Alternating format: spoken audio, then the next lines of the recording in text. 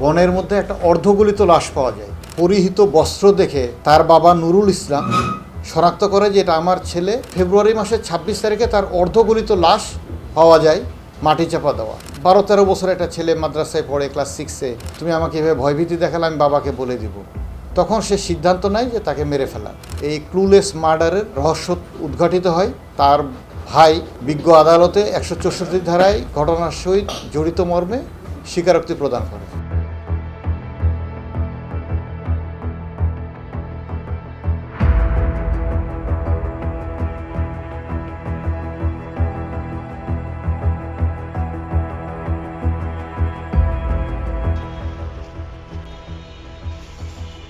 গত 26/2 ফেব্রুয়ারি মাসের 26 তারিখে জয়দেবপুর থানার অধীনে বনের মধ্যে একটা অর্ধগলিত লাশ পাওয়া যায়। এই অর্ধগলিত লাশটা পাওয়ার পরে তখন আমরা আমাদের টিম, জেলা পুলিশের জয়দেবপুর থানার একটা চৌকস টিম ওইখানে অভিযানে নামে। আমরা 27 তারিখে একটা মামলা রেকর্ড করি। এরপরে তার পরিহিত বস্ত্র দেখে তার বাবা নুরুল ইসলাম শনাক্ত করে যে এটা আমার ছেলে আব্দুর রহিম। 12-13 বছরের একটি ছেলে, সে মাদ্রাসায় পড়ে। সে ফেব্রুয়ারি মাসের 1 তারিখে নিখোঁজ হয়। নিখোঁজ হওয়ার পরে তার বাবা থানায় একটি জিডি করে। এই জিডিটা নিয়ে আমরা কাজ শুরু করি বিভিন্ন দিকে। তারপরে তার কোনো সন্ধান পাই না। পরবর্তীতে প্রায় 26 দিন পরে, অর্থাৎ ফেব্রুয়ারি মাসের 26 তারিখে তার অর্ধগলিত লাশ পাওয়া যায়, মাটি চাপা দেওয়া।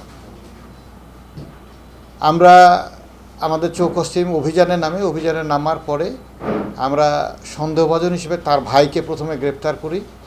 তার ভাইয়ের স্বীকারোক্তিমূলক জবানবন্দিতে আরও 2 জনকে আমরা গ্রেফতার করি এবং এই ক্লুলেস মার্ডারের রহস্য উদ্ঘাটিত হয়। তার ভাই বিজ্ঞ আদালতে 164 ধারায় ঘটনার সহিত জড়িত মর্মে স্বীকারোক্তি প্রদান করে। বিষয়টা ছিল যে সে তার বাবার কাছে মোবাইল চেয়েছিল। তার বাবা তাকে মোবাইল দিবে না, যে এখন দিবে না। এতে সে অভিমান করে এবং বাবার সাথে একটু রাগারাগি করে। তার ভাই মূলত তাকে শিক্ষা দেওয়ার জন্য তাকে নিয়ে যায় জঙ্গলের ভিতরে এবং তাকে ভয়ভীতি দেখায়।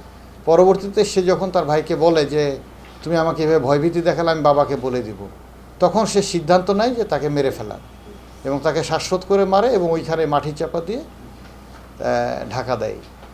তার সাথে তার আরও 2 জন সহযোগী ছিল, আশিক এবং সুমন।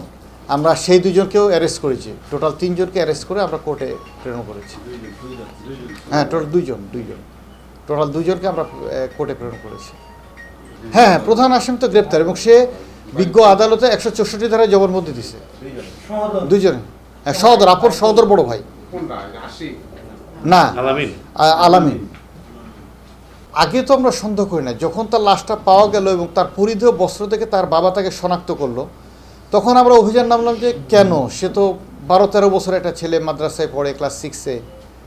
তখন আমরা তাদের সাথে কথা বললাম। তাদের কথা বলে তখন তার ভাইয়ের প্রতি আমাদের সন্দেহ হলো। তখনই আমরা তাকে নিয়ে আসলাম জিজ্ঞাসাবাদের জন্য এবং জিজ্ঞাসাবাদে সে তখন অকপটে সব কিছু স্বীকার করল।